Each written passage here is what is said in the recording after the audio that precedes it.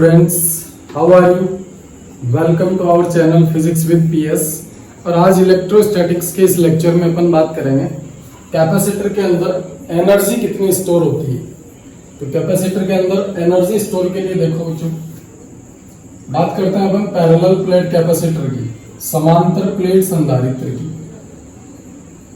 अपन ने बोला कि ये आपके पास संधारित्र की दोनों प्लेटें, इस पर चार्ज है प्लस क्यू और इस पर चार्ज है माइनस क्यू। अब देखो एनर्जी कहां पे, या एनर्जी को कैसे डिफाइन करते हैं अपन। मान लो मेरे पास ये वाली प्लेट है और यहां से मैं क्या करता हूं, चार्ज को ट्रांसफर करता हूं इस वाली प्लेट पर। आवेश को इधर वाली प्लेट पे ट्रांसफर करना है। इसके लिए मैं क्या करूंगा, ध्यान से देखो, यहां से मैं dq चार्ज को यहां पे स्थानांतरित कर रहा हूं, dq को। देखो छोटे छोटे चार्ज को मैंने एक प्लेट से दूसरी प्लेट पर स्थानांतरित करना शुरू किया। अब ध्यान से देखो बच्चों, यहां पर आवेश को स्थानांतरित करने का मतलब क्या हुआ, अपन इलेक्ट्रॉन को स्थानांतरित कर रहे हैं। अरे आवेश को स्थानांतरित करने का मतलब क्या होता है कि अपन इलेक्ट्रॉन को एक प्लेट से दूसरी प्लेट पर स्थानांतरित कर रहे हैं। तो मैंने कहा कि जैसे जैसे आप इलेक्ट्रॉन यहां से यहां पर लाओगे तो ये वाली प्लेट तो क्या होती जाएगी, पॉजिटिवली चार्ज। देखो ये वाली प्लेट तो कैसी हो जाएगी, पॉजिटिवली चार्ज, और ये कैसी हो जाएगी बच्चों, नेगेटिवली चार्ज। यानी ये तो धनावेशित हो जाएगी और ये ऋणावेशित हो जाएगी। मैंने कहा एक प्लेट से अपन इलेक्ट्रॉन ट्रांसफर कर रहे हैं दूसरी प्लेट पर, तो यहां पर क्या होगा, आवेश स्थानांतरित होगा। और आवेश स्थानांतरण का मतलब ये है कि यहां पर अपन को क्या करना पड़ेगा, कार्य करना पड़ेगा। कार्य देखो, ध्यान से देखो बच्चों, अगर मैं आपको बोलूं कि यहां पर किसी समय t पर, ध्यान से देखो, किसी समय t पर मान लो आपने कोई आवेश स्थानांतरित कर दिया q, अपन लगातार dq आवेश एक प्लेट से दूसरी प्लेट पर स्थानांतरित कर रहे हैं। फिर मैंने कहा कि एक टाइम ले लो t कि आपने कुल आवेश कितना स्थानांतरित कर दिया q, और ये आवेश इतना स्थानांतरित करने पर यहां पर विभव कितना बना, v। तो यहां से मैं क्या लिख सकता हूं बच्चों, c equals to q upon v। लिख सकते हैं ऐसा, c equals to q upon v। मैंने बोला कि आप dq आवेश स्थानांतरित कर रहे हो और एक समय t पर आपने मान लो q आवेश स्थानांतरित कर दिया, तो यहां पर विभव कितना बना, v। अब यहां से अपन ने बोला कि इतना आवेश आपने स्थानांतरित कर दिया। अब मैं यहां पे dq आवेश अतिरिक्त और देना चाहता हूं। जैसे देखो स्टार्टिंग में जब अपन कैपेसिटर की बात की थी तो वहां पर मैंने कहा कि एक गोली चालक है, उसको अपन ने आवेश दिया जो उसकी पूरी सतह पर चला गया था। फिर अपन ने बोला कि dq आवेश देने पर आपको क्या करना पड़ेगा, और कार्य करना पड़ेगा। क्यों करना पड़ेगा, क्योंकि इस गोले पर विभव उत्पन्न हो गया था। अगर विभव उत्पन्न हो जाएगा तो यहां पर देखो अपन बात करें dq आवेश देने में किया गया कार्य, dq आवेश देने में दिया गया कार्य। अपन ने बोला, ध्यान से देखो बच्चों, बहुत आसान है। अपन ने dq आवेश स्थानांतरित करते गए, ये वाली प्लेट धनावेशित होती गई, ये प्लेट ऋणावेशित होती गई। फिर अपन ने एक टाइम t में बोल दिया कि आपने कुल आवेश कितना दे दिया इसको, q। फिर अपन ने बोला देखो यहाँ पर प्लस q और माइनस q, आवेश सेम होता है बच्चों, ये प्लस होता है ये माइनस। देखो जितना चार्ज यहां से यहां पे ट्रांसफर करोगे तो जितना पॉजिटिव चार्ज यहाँ पे बनेगा उतना ही नेगेटिव चार्ज यहाँ पे बनेगा। तो अपन ने कहा कि किसी टाइम t में आपने q आवेश दिया और q आवेश से विभव कितना बना, v। तो धारिता क्या हो जाएगी अपनी, q अपॉन v हो जाएगी बच्चों। अब ध्यान से देखो, अब मैं dq आवेश और देना चाहता हूं तो मुझे क्या करना पड़ेगा, कार्य करना पड़ेगा। तो dw equals to v into dq लिख सकता हूं बच्चों, विभव के रूप में। विभव के रूप में कार्य कितना हो जाएगा, dw equals to v into D Q. यहां से बच्चों v की वैल्यू क्या आएगी बताओ, v equals to q by c. तो यहां से देखो डी डब्ल्यू इक्वल्स टू मैंने लिख दिया Q by C into D Q. अब ध्यान से देखो, इस संधारित्र को अपन मान लेते हैं कि 0 से क्यू आवेश से आवेशित करना है। पहले आवेश कितना था 0, और संधारित्र को कुल आवेश कितना देना है बच्चों, कैपिटल क्यू। अब यहां से देखो, अपन ने बोला कि 0 से क्यू आवेश देने में किया गया कुल कार्य, तो कुल कार्य कैसे निकालोगे बच्चों, दोनों तरफ समाकलन कर दो, Q upon C into D Q. D Q की लिमिट क्या आएगी 0 से Q, और डी डब्ल्यू का समाकलन क्या हो जाएगा बच्चों, W equals to 1 upon C तो बाहर आ जाएगा, Q का समाकलन क्या हो जाएगा बच्चों, Q स्क्वायर अपॉन 2, ये 0 से Q और ये 1 अपॉन C मैंने बाहर लिख दिया ऐसा कैसा। यहां से देखो, एक बार तो Q की जगह ये रखोगे Q स्क्वायर बाई 2, फिर माइनस 0 रखोगे तो ये 0 हो जाएगा। तो W इक्वल्स टू क्या आ गया अपने पास, Q स्क्वायर अपॉन 2C। देखो संधारित्र को 0 से Q आवेश से 0 से Q आवेश तक आवेशित करने में किया गया कुल कार्य कितना आ गया, Q स्क्वायर अपॉन 2C। और ये किया गया कार्य ही ऊर्जा के रूप में संचित होगा, यानी इसी को अपन क्या बोल देंगे, संधारित्र में संचित ऊर्जा Q स्क्वायर अपॉन 2C। बोलो बच्चों क्लियर है यहां तक। देखो अपन ऐसे बोल सकते हैं कि स्टार्टिंग में इन दोनों प्लेटों पर कोई आवेश नहीं था, अपन संधारित्र को आवेशित कर रहे हैं। देखो बहुत शॉर्ट में बता रहा हूं आपको, अपन ने बोला कि ये 2 प्लेटें थी, दोनों प्लेटें स्टार्टिंग में अनावेशित है, कोई आवेश नहीं था। फिर मैं ये बोल रहा हूं कि इन दोनों प्लेटों को आवेशित करना है। आवेशित करने के लिए मैंने क्या किया, एक प्लेट से इलेक्ट्रॉन दूसरी प्लेट पर स्थानांतरित करना शुरू कर दिए। अब आपको पता है कि इलेक्ट्रॉन स्थानांतरण का मतलब क्या हुआ, आवेश का स्थानांतरण। मैंने स्टार्टिंग में कहा था कि यहां से जब इलेक्ट्रॉन इस वाली प्लेट में स्थानांतरित होंगे तो जहां इलेक्ट्रॉन की कमी होती है उस पर कैसा आवेश आता है बच्चों, धनावेश आता है। बात करें जिसके पास इलेक्ट्रॉन एंटर करते हैं, प्रवेश करते हैं, वहां पर इलेक्ट्रॉन की वृद्धि हो जाती है, और वृद्धि के कारण कौन सा आवेश आता है बच्चों, नेगेटिव। तो मैंने कहा कि आप इलेक्ट्रॉन को एक प्लेट से दूसरी प्लेट पर स्थानांतरित करते रहो, आपके पास आवेश स्थानांतरित होता रहेगा। तो एक प्लेट तो धनावेशित बन जाएगी और एक ऋणावेशित बन जाएगी। एक प्लेट तो धनावेशित हो गई, एक ऋणावेशित हो गई। फिर मैंने कहा कि कोई एक टाइम टी ले लो, इस टाइम टी में मान लो आपने क्यू आवेश स्थानांतरित कर दिया, तो मान लो प्लस क्यू आवेश तो यहां पे बन गया। देखो ध्यान से, अपन ने टी टाइम में बोला था ये आवेश उत्पन्न हो गया, मतलब इस पे तो आ जाएगा प्लस क्यू और इस पे आ गया माइनस क्यू। टी टाइम में इतना आवेश स्थानांतरित हुआ, तो अपन ने बोला धारिता कितनी हो जाएगी, C equals to Q upon V. यहां से V इक्वल्स टू क्या आ जाएगा, क्यू अपॉन C। अब यहां से देखो, अपन ने टी टाइम में इतना आवेश दोनों प्लेटों को दे दिया। अब अपन dq आवेश और देना चाहते हैं, तो मुझे क्या करना पड़ेगा, कार्य करना पड़ेगा। क्यों, क्योंकि यहां पर क्या होगा, विभव उत्पन्न हो जाएगा, और उस विभव के विरोध अपने को क्या करना पड़ेगा बच्चों, कार्य करना पड़ेगा। तो dw इक्वल्स टू आ जाएगा v इंटू डी क्यू। अब यहां से v की वैल्यू क्या आ जाएगी, q upon c into D Q. ये तो dq आवेश देने में कार्य हो गया। अब देखो स्टार्टिंग में अपन बात क्या कर रहे थे कि इस संधारित्र को आवेश देना है कितना, 0 से q। 0 से q आवेश देना है, तो टोटल कार्य कितना हो जाएगा, समाकलन कर दो, 0 से q लिमिट लगा दो, और यहां से देखो 1 अपॉन c तो बाहर आ जाएगा, q का समाकलन क्या होगा, q स्क्वायर बाई 2। अपन ने बोला कि कार्य आ गया आपके पास q स्क्वायर अपॉन 2c। ये कुल किया गया कार्य ही किसके रूप में संचित होगा, ऊर्जा के रूप में। तो मैंने लिख दिया u equals to q square upon 2c। तो ये आ गई बच्चों संधारित्र में संचित ऊर्जा। इसी को थोड़ा सा और चेंज कर लेते हैं अपन। यहां से देखो C equals to Q upon V, कुल आवेश की बात करें तो यहां से Q को क्या लिख सकते हो आप, CV। तो इस Q की वैल्यू यहां पे रख दो, तो U equals to c² v² upon 2c। c से देखो इसकी पावर कैंसिल, एक फार्मूला और बन गया आपके पास हाफ cv²।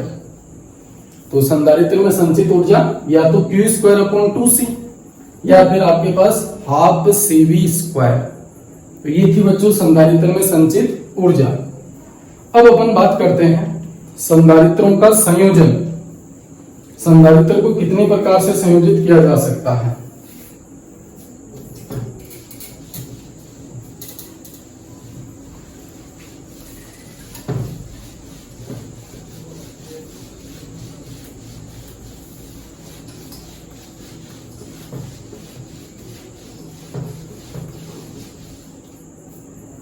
चलो बच्चों अगला टॉपिक है अपना संधारित्रों का संयोजन।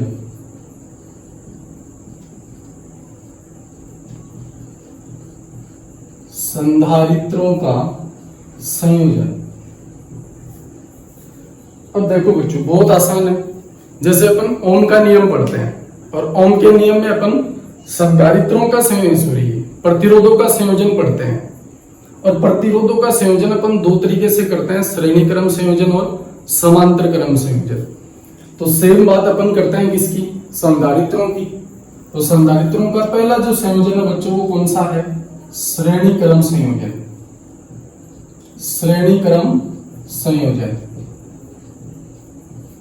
Series combination. Series combination. अगर आपको प्रतिरोध का संयोजन थोड़ा सा याद है, 10th क्लास में पढ़ा होगा आपने, तो थोड़ा सा भी याद है तो संधारित्रों का संयोजन बहुत आसान लगेगा। देखो बच्चों मान लो अपने पास ये 3 कैपेसिटर हैं, 3 संधारित्र हैं। तीनों को मैंने क्या किया, श्रेणी क्रम में जोड़ दिया।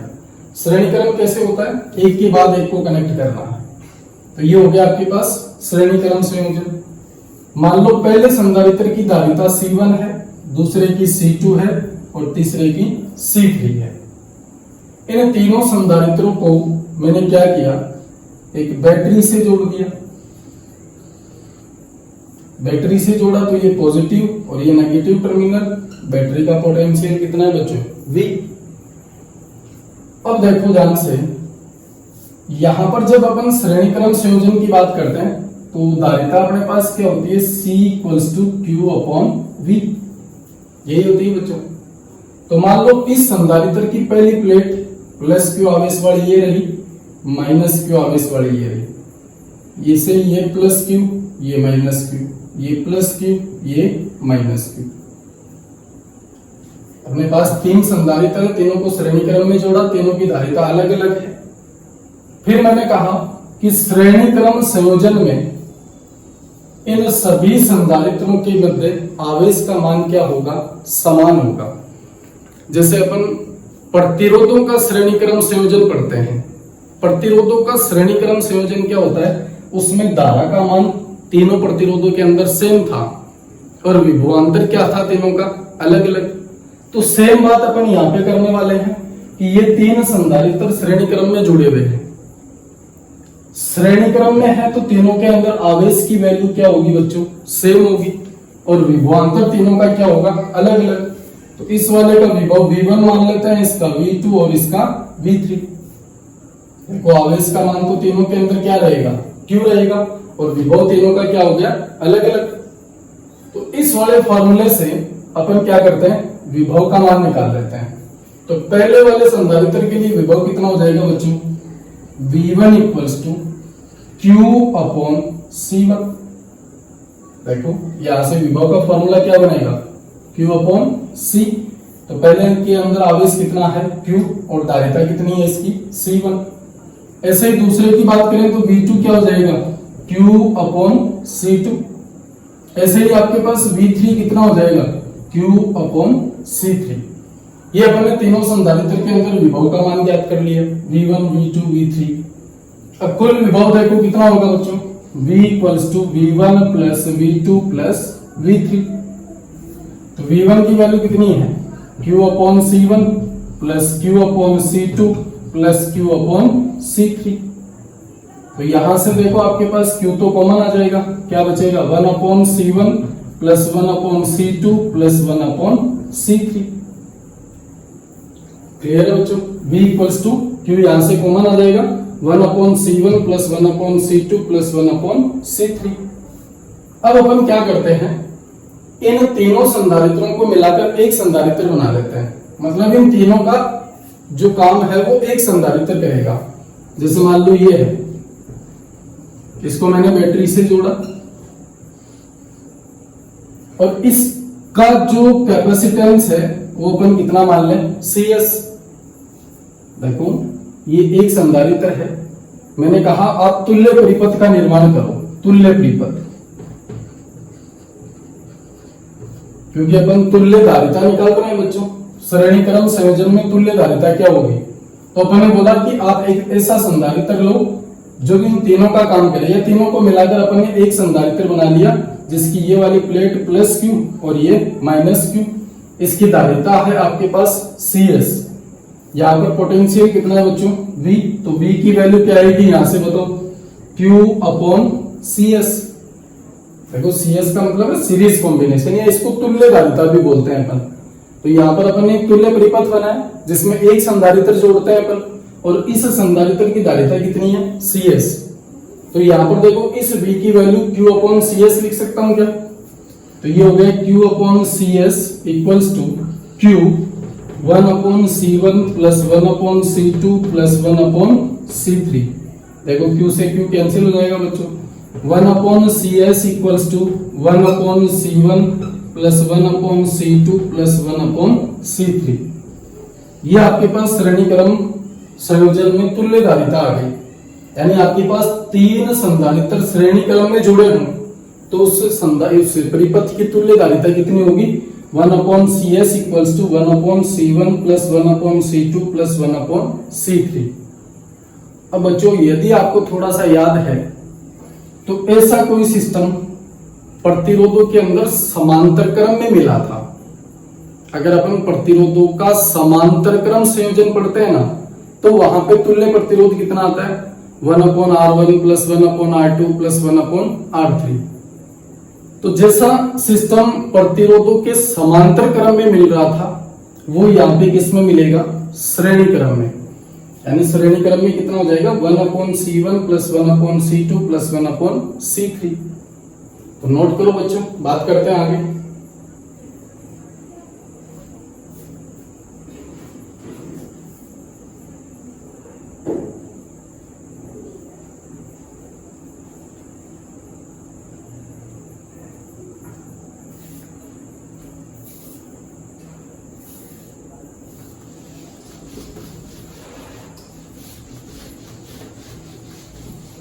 तो जो काम अपन प्रतिरोधों के लिए करते हैं ना, सेम काम वो यहाँ पे करना है। अब देखो यहाँ पे तो आपके पास तीन संधारित्र जुड़े हैं। अपन बात करेंगे इसकी कि यदि परिपथ में n संधारित्र जुड़े हों, n संधारित्र जुड़े हों तो तुल्य धारिता कितनी हो जाएगी बच्चों, 1/CS equals to 1/C1 plus 1/C2 plus 1/C3 and so on 1/CL। यानी जितने आपके पास संधारित्र जुड़े हो वहां तक आप ऐड कर सकते हो, 1/C1 plus 1/C2 plus 1/C3 and so on 1/CL। ये तो होगी बच्चों पहली कंडीशन। दूसरी कंडीशन ध्यान से देखो, यदि परिपथ में जुड़े सभी संधारित्रों की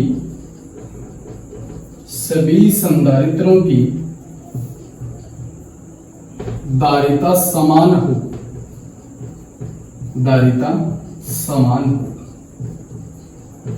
मान लो इस परिपथ में n संधारित्र जुड़े हैं और सबकी धारिता क्या है, समान है। मान लो सबकी धारिता कितनी है, C है। तो यहां से अपने पास तुल्य धारिता कितनी आ जाएगी बच्चों, देखो समांतर क्रम में तुल्य धारिता क्या आती है, 1/C1 plus 1/C2 plus 1/C3। तो आप इनकी सबकी जगह क्या कर दो 1/c plus 1/c plus 1/c, जितने प्रतिरोध जुड़े हुए हो सबकी धारिता समान है तो आप क्या कर दोगे 1/c करोगे। अब यहां से देखो इसको मैं लिख सकता हूं क्या 1/c। देखो एक संधारित्र की धारिता कितनी होगी 1/c, n संधारित्र है तो मैंने n से इसको गुणा कर दिया तो 1/cs इक्वल्स टू क्या बन गया n/c। तो यहां से cs की वैल्यू क्या आ जाएगी बच्चों c/n।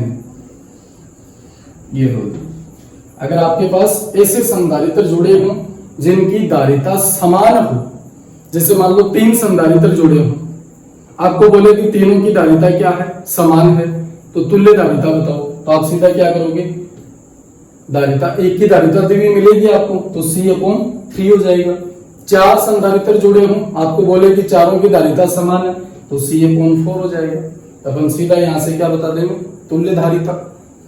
फिर देखो बच्चों अगली कंडीशन,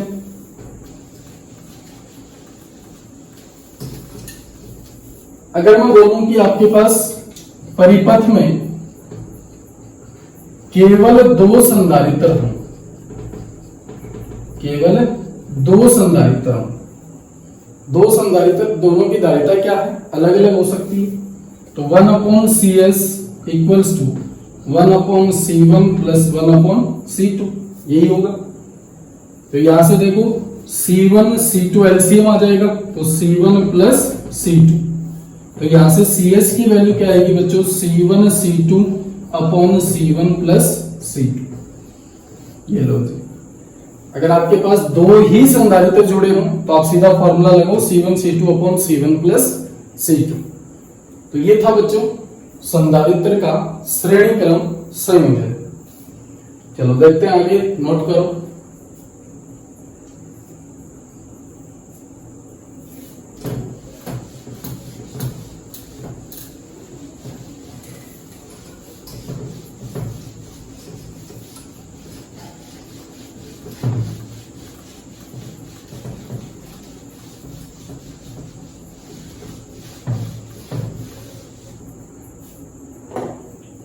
अब देखो बच्चों इसका एक क्वेश्चन देख लेते हैं छोटा सा। अपने पास 3 संधारित्र हैं, पहले की धारिता है 2 माइक्रोफेरेड, दूसरे की है 3 माइक्रोफेरेड और चौथे की है 6 माइक्रोफेरेड। मैंने तीनों संधारित्रों को एक बैटरी से जोड़ा, बैटरी का पोटेंशियल है अपने पास 6 वोल्ट। तो अब आपको बोला है कि आवेश का मान बताओ प्रत्येक संधारित्र में।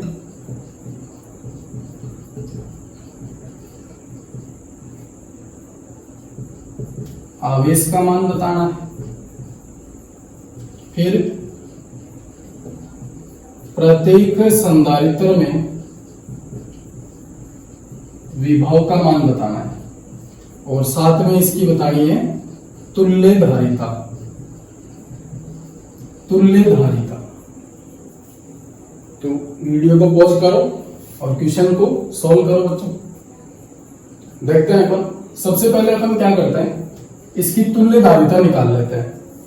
तुल्य धारिता देखो श्रेणी क्रम में है तो श्रेणी क्रम में तुल्य धारिता क्या हो जाएगी CS equals to 1/CS equals to 1/C1 plus 1/C2 plus 1/C3। देखो ये हो जाएगा 1/2 प्लस 1/3 प्लस 1/6।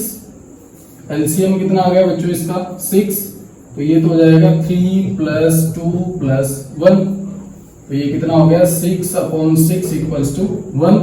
तो CS की वैल्यू कितनी आएगी बच्चों 1 माइक्रोफेरेड। कितनी आ गई 1 माइक्रोफेरेड। ये तो आपके पास तुल्य धारिता आ गई। अब अपन बात करते हैं किसकी प्रत्येक संधारित्र पर आवेश का मान। प्रत्येक संधारित्र पर आवेश का मान कितना आएगा बच्चों। देखो मैंने कहा कि यहां पर प्रत्येक आवेश पर प्रत्येक संधारित्र में आवेश का मान क्या होगा समान होगा श्रेणी क्रम में। ध्यान से देखो, अगर मैं बात करूं यहाँ पे आपके पास संधारित्र किसमें जुड़े हुए हैं श्रेणी क्रम में, तो श्रेणी क्रम में तीनों संधारित्रों पर आवेश का मान क्या होगा बच्चों समान होगा। तो आवेश का मान देखो कैसे निकालोगे, C equals to Q upon V, तो Q इक्वल्स टू क्या आ जाएगा, CV। देख सकता हूं यहां से, तो यहां से देखो C तो आपके पास ये रहा, अपने तुल्य धारिता निकाल ली 1, और यहाँ पर विभव कितना है बच्चों 6, तो कितना आ जाएगा 6 माइक्रो कूलम। क्या आ जाएगा बच्चों 6 माइक्रो कूलम। यहाँ पे धारिता देखो माइक्रो फैराड के अंदर है, तो आवेश मैंने किस में लिख दिया, माइक्रो कूलम के अंदर। फिर अपन को बोला है कि प्रत्येक संधारित्र में विभव का मान, तो अपन को पता है कि श्रेणी क्रम संयोजन में विभव का मान तीनों के अंदर अलग अलग था। तो पहले के अंदर क्या हो जाएगा, V1 equals to Q upon C1, यही था फॉर्मूला।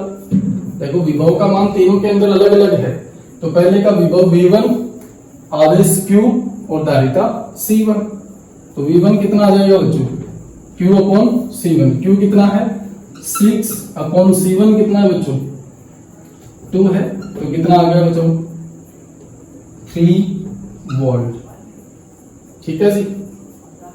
बात करें किसकी, V2 की, ये कितना हो जाएगा Q अपॉन C2, तो Q कितना है बच्चों, ये रहा आपके पास 6 अपॉन 3, ये कितना आ जाएगा 6 अपॉन 3, 2 वोल्ट आ गया। ऐसे ही V3 की बात करें तो क्या आ जाएगा Q अपॉन C3, Q कितना है बच्चों 6 अपॉन 6, कितना आ गया 1 वोल्ट। देखो 3 वोल्ट, 2 वोल्ट और 1 वोल्ट, कितना हो गया 3 और 2 5 और 1 6। इस वोल्टेज के बराबर आना चाहिए बच्चों, ध्यान रखना। यही विभव है जो तीनों के अंदर डिवाइड होता है। देखो बैटरी का विभव कितना था 6 वोल्ट, और यही इन तीनों संधारित्रों पर डिवाइड होगा किसके अकॉर्डिंग, धारिता के अकॉर्डिंग। जिसकी धारिता ज्यादा होगी वहां पर विभव क्या होगा, ध्यान से देखो, धारिता सबसे ज्यादा किसकी आ रही थी, इस वाले की, तो विभव का मान सबसे कम इस पे होगा। ठीक है ना, यानी ये वाला विभव ही तीनों संधारित्रों पर डिवाइड हो जाएगा। इन तीनों को जब आप ऐड करो तो वापस यही बनना चाहिए। चेक कर लेना, अगर ये ऐड करने पर ये नहीं बन रहा है, इसका मतलब अपना आंसर सही नहीं है, सॉल्यूशन सही नहीं है। ये बराबर आनी चाहिए, 3 2 5 और 1 6 वोल्ट। तो नोट करो बच्चों, देखते हैं आगे और।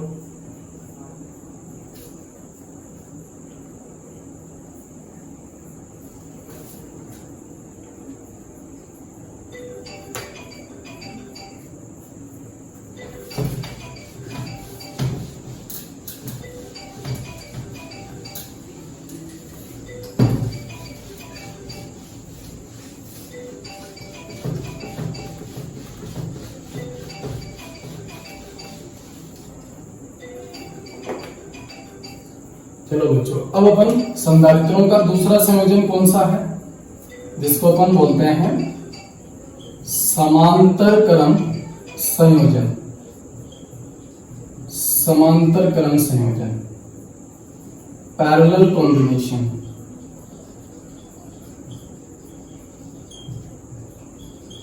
पैरेलल कॉम्बिनेशन, समांतर क्रम संयोजन कौन सा होता है बच्चों, इसमें ध्यान से देखो। अपन ने बोला कि ये पहला संधारित्र है, ये दूसरा संधारित्र है और ये तीसरा संधारित्र। समांतर क्रम का मतलब ये होता है बच्चों, इन सब की पहली प्लेट किसी एक पॉइंट से कनेक्ट हो, तो ये पहली प्लेट एक पॉइंट से कनेक्ट हो गई, और दूसरी प्लेट बैटरी के दूसरे पॉइंट से कनेक्ट हो। ये लो जी, यहां पे अपन ने बैटरी लगा दी,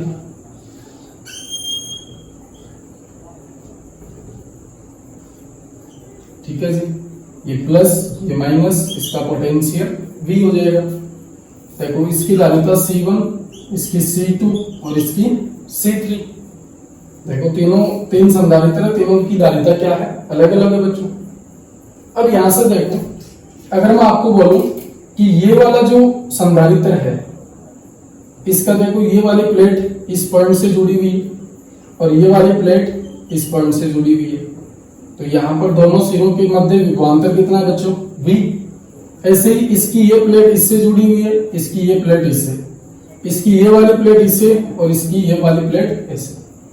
यानी इस बैटरी का ये पॉजिटिव और ये नेगेटिव, यानी ये पॉजिटिव और ये नेगेटिव। मतलब यहां से अपन ये बोल सकते हैं कि तीनों संधारित्र के अंदर विभव का मान क्या होगा बच्चों, सेम होगा। देखो तीनों सेम पॉइंट से जुड़ रहे हैं, इनकी तीनों संधारित्र की पहली प्लेट देखो एक ही पॉइंट से जुड़ रही है, दूसरी प्लेट आपकी दूसरे पॉइंट से जुड़ रही है, तो इन दोनों पॉइंट के मध्य विभवांतर कितना है, v। तो तीनों के अंदर विभवांतर कितना होगा बच्चों, v, सेम होगा। फिर अपन बोलते हैं कि तीनों के अंदर आवेश का मान क्या होगा, अलग होगा। तो इसके अंदर आवेश Q1 बोल देते हैं, इसके अंदर Q2 और इसके अंदर Q3। देखो पहले वाले का उल्टा हो जाएगा, पहले वाले में आवेश का मान समान था, विभव का मान अलग अलग था। इस बार विभव का मान समान हो जाएगा, आवेश का मान अलग अलग।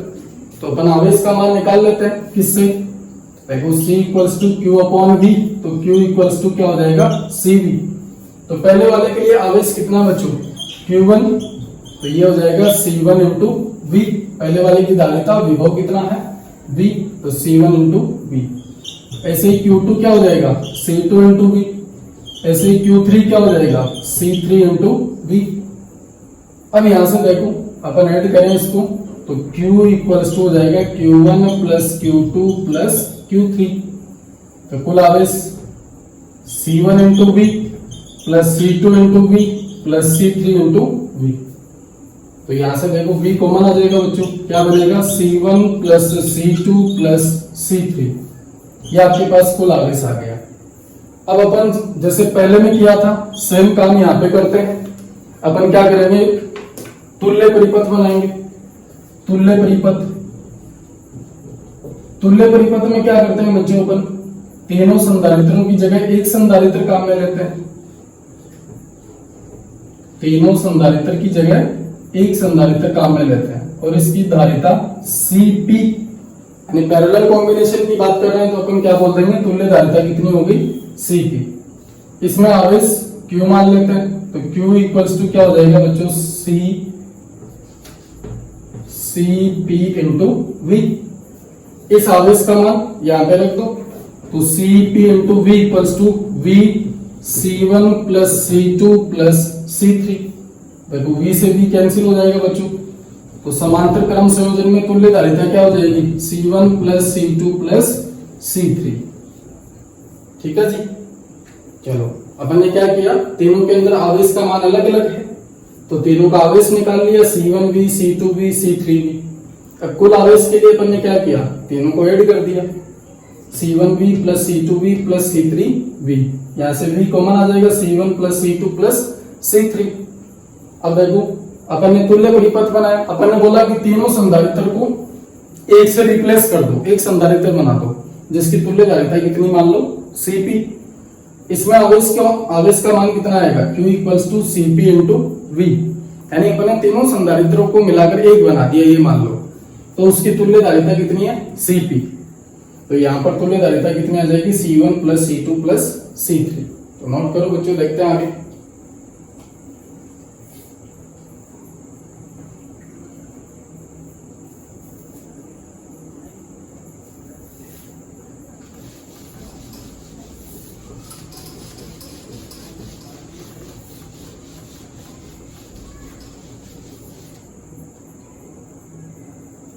चलो ऐसे ही जैसे पहले वाले में लिखा था कि यदि परिपथ में n संधारित्र हो, n संधारित्र हो तो धारिता कितनी हो जाएगी बच्चों, C1 plus C2 plus C3 and so on Cn हो जाएगा।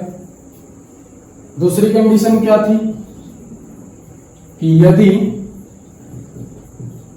सभी संधारित्रों की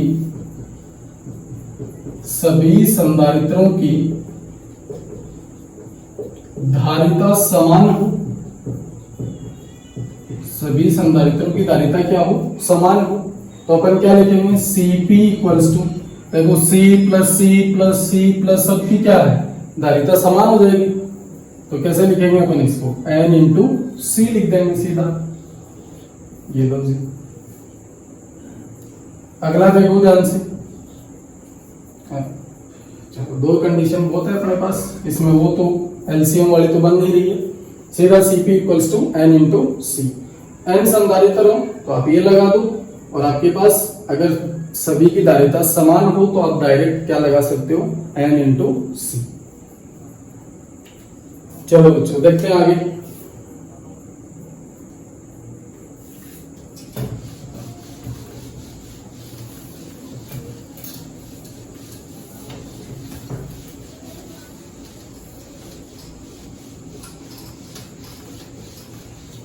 चलो इसका भी एक क्वेश्चन देख लेते हैं। अपने पास 3 संधारित्र हैं। पहले की धारिता 2 माइक्रोफैरड, दूसरे की धारिता 4 माइक्रोफैरड और तीसरे की धारिता है 8 माइक्रोफैरड। तीनों समांतर क्रम में जुड़े हैं। तीनों किसमें हैं, समांतर क्रम में। तो पहले तो तीनों संधारित्रों में आवेश का मान बताना है बच्चों, आवेश का मान। दूसरा आपको बताना है तीनों में विभव या विभवांतर बताना है, और तीसरा तुल्य धारिता बतानी है, तुल्य धारिता। और इन तीनों को एक बैटरी से जोड़ रखा है मैंने, जिसका पोटेंशियल कितना है बच्चों, 6 वोल्ट। तो बताओ, वीडियो को पॉज करके क्वेश्चन करो एक बार आप।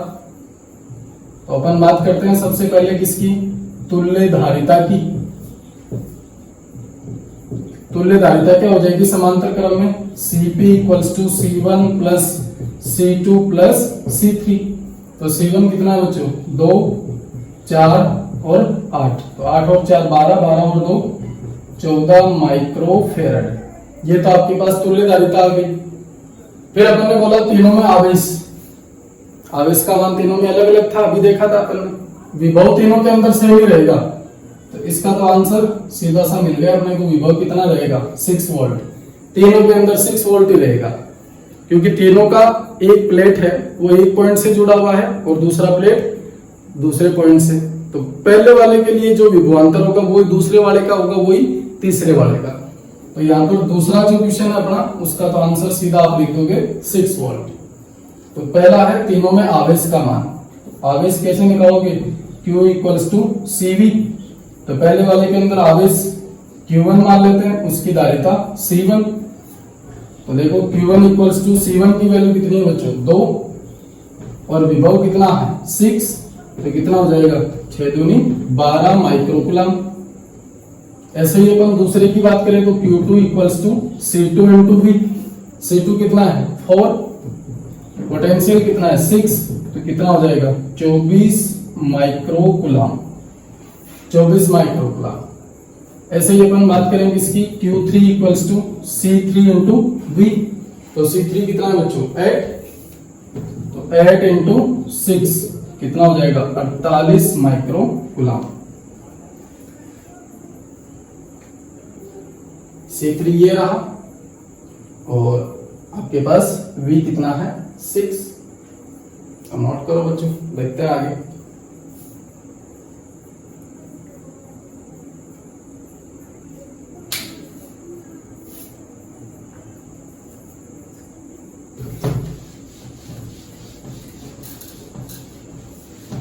चलो ये था अपना संधारित्रों का संयोजन, जो 2 टाइप का होता है। एक तो आपके पास श्रेणी क्रम संयोजन और दूसरा समांतर क्रम संयोजन। अब अपना कैपेसिटर का एक टाइप और बच गया था, वो और देख लेते हैं, जिसको अपन बोलते हैं गोलीय संधारित्र। गोलीय संधारित्र, इसमें क्या होगा बच्चों, आपके पास 2 प्लेटें होंगी और दोनों कैसी होंगी, गोलाकार। जैसे मान लो ये वाली पहले वाली प्लेट है और ये दूसरी वाली प्लेट है। इसमें दोनों प्लेटें क्या होती हैं, सेकेंद्रीय होती हैं। ध्यान रखना, सेकेंद्रीय का मतलब दोनों का केंद्र एक ही होना चाहिए। तो इस वाले की त्रिज्या R1 बोलते हैं और इस वाले की R2। अब ध्यान से देखो, अपन ने बोला कि अंदर वाली जो प्लेट है वो कैसी है, धनावेशित है। अंदर वाली प्लेट धन आवेशित है और बाहर वाली प्लेट कैसी है, ऋण आवेशित। ये लो जी, अंदर वाले की त्रिज्या R1 है और बाहर वाले की त्रिज्या R2 है। अब यहां पर देखो एक चीज और ध्यान रखना, इस बाहर वाले प्लेट को अपन क्या करते हैं बच्चों, भू संपर्कित करते हैं। वैसे एक्चुअल में होता क्या है, ये जो माइनस आवेश है ना वो अंदर की तरफ होता है। देखो यहाँ पर आवेशन की विधियां पढ़ी थी अपन ने, प्रेरण द्वारा आवेशन। अगर इस पे पॉजिटिव चार्ज होगा तो इसकी अंदर वाली सतह पर नेगेटिव और बाहर वाले पर पॉजिटिव। देखो अंदर वाली प्लेट है उस पे कैसा आवेश है, धन आवेश, तो बाहर वाली प्लेट के अंदर वाली साइड तो कौन सा हो जाएगा, ऋण आवेश, और बाहर वाली साइड कौन सा हो जाएगा, धन आवेश। और उस धन आवेश को उदासीन करने के लिए अपन क्या करते हैं, इस वाली प्लेट को भू संपर्कित करते हैं बच्चों। क्या किया जाएगा, इसको भू संपर्कित। अब देखो धारिता कैसे निकालेंगे इसकी, तो पहले वाले अंदर वाली जो प्लेट है उसकी त्रिज्या कितनी है, R1, तो उसकी सतह पर विभव कितना हो जाएगा बच्चों, KQ/R1। अपन कुल आवेश इसका प्लस Q बोल देते हैं, इसका माइनस Q। जैसे समांतर प्लेट संधारित्र में देखा था ना, एक प्लेट धनावेशित होती है, दूसरी ऋण आवेशित। तो इसमें अपन ने अंदर वाली प्लेट को प्लस Q आवेश से आवेशित मान लिया और इसको माइनस Q से। तो अंदर वाली प्लेट की सतह पर विभव KQ/R1 और बाहर वाली की सतह पर देखो धनावेश के कारण विभव धनात्मक होता है, ऋणावेश के कारण विभव कैसा होगा, ऋणात्मक होगा बच्चों। तो V2 equals to minus KQ/R2। तो अब कुल विभव कैसे आएगा अपने पास, विभव अदिश राशि है तो सीधा जोड़ देंगे V1 प्लस V2। तो V1 है आपके पास KQ/R1 माइनस KQ/R2। यहां से देखो बच्चों KQ कॉमन आ जाएगा, 1/R1 माइनस 1/R2। इसको थोड़ा सा और सोल्व कर लेते हैं, KQ/R1 R2 आपके पास एलसीएम आ जाएगा, तो ये बनेगा R2 माइनस R1। ठीक है बच्चों, अब देखो धारिता निकाल लेते हैं अपन। धारिता कैसे आएगी अपने पास, C equals to Q/V। V की वैल्यू ये रख दो, तो C इक्वल्स टू Q/ ये बन जाएगा KQ और R2 माइनस R1/R1 R2। देखो Q से Q कैंसिल हो जाएगा, C equals to R1 R2 ऊपर चला गया, और यहाँ पर देखो K की वैल्यू रखोगे ना 1/4πε0, तो वो भी 4πε0 भी ऊपर चला जाएगा, तो नीचे बनेगा R2 माइनस R1। ये बच्चों गोलीय संधारित्र की धारिता आ गई। तो ये था अपने पास गोलीय संधारित्र, जिसमें दो गोलाकार प्लेटें होती हैं। दोनों किस प्रकार से होती हैं, सकेंद्रीय, एक ही केंद्र पे होती हैं दोनों। अंदर वाले पे धनावेश होता है, बाहर वाले पर ऋणावेश। तो पहले तो अपन क्या करेंगे, दोनों का विभव निकालेंगे। कुल विभव कितना जाएगा, V1 प्लस V2। तो यहां से विभव का मान आ गया। अब धारिता क्या होती है, C इक्वल्स टू Q/V। यहां से V की वैल्यू रख देंगे, तो धारिता कितनी आ जाएगी, R1 R2 4πε0/R1 into R2। Thank you बच्चों, मिलते हैं अगले लेक्चर के अंदर। तब तक के लिए बेस्ट ऑफ लक।